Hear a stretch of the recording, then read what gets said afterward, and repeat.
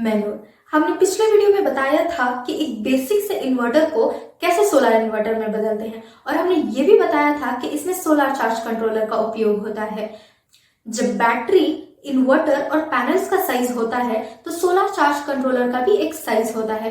तो आज का टॉपिक है कि सोलर चार्ज कंट्रोलर का साइजिंग कैसे करते हैं, हमें किस साइज की चार्ज कंट्रोलर अपने सिस्टम के लिए लेनी चाहिए।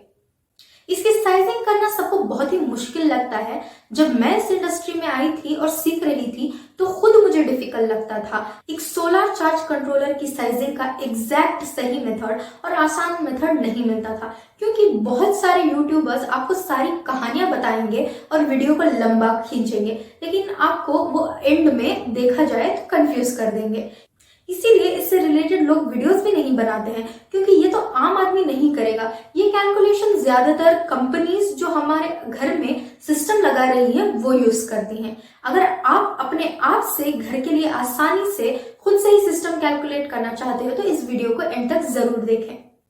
तो चलिए बढ़ते हैं वीडियो की ओर। उससे पहले हमारे चैनल को सब्सक्राइब करना ना भूलें, ताकि आप सोलर से रिलेटेड कोई भी वीडियो मिस ना करो।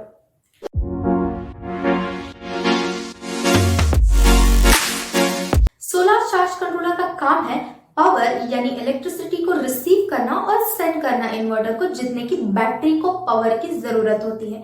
यानी बैटरी पर्टिकुलर साइज की होती है और वो उस साइज से ज्यादा पावर उसमें जाएगा तो वो खराब हो जाएगी। एक सोलर चार्ज कंट्रोलर बैटरी की लाइफ को सही से रखता है, मदद करता है सही से रहने में। Basically solar charge controller input लेता है और आउटपुट उतना ही पास करता है जितना बैटरी को जरूरत होती है। इसकी साइजिंग के लिए आपको 3 स्टेप फॉलो करने होंगे।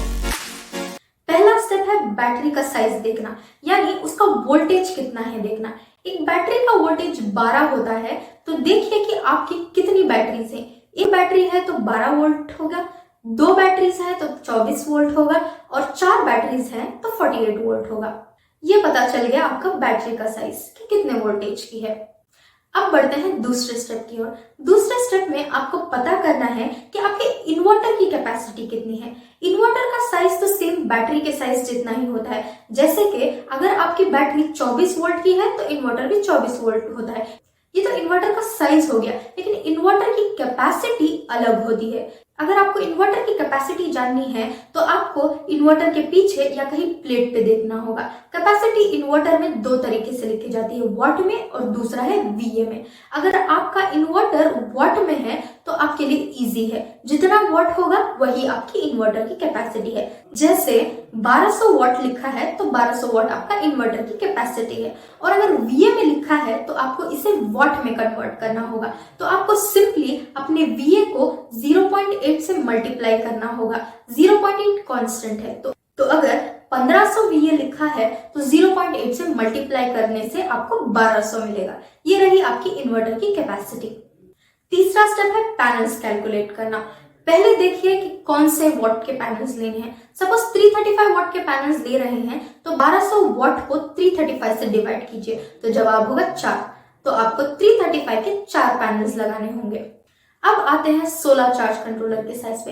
इसे आउटपुट करंट भी बोलते हैं। आउटपुट करंट यानी सोलर चार्ज कंट्रोलर कितना पावर आगे पास कर रहा है, यही आपका आउटपुट करंट है और सोलर चार्ज कंट्रोलर का साइज भी।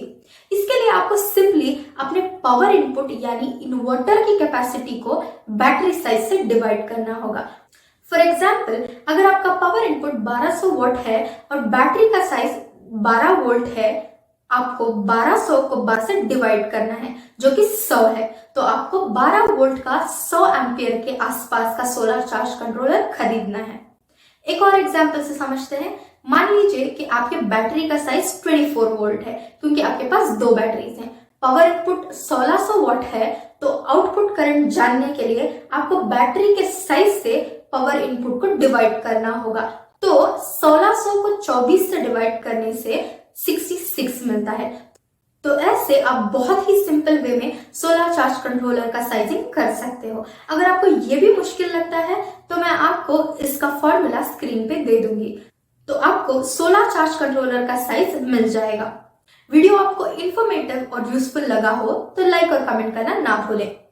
और हमें सब्सक्राइब करें ताकि हम ऐसे ही वीडियोस फ्यूचर में आपके लिए लाते रहें। वीडियो को इन तक देखने के लिए आप सबका धन्यवाद।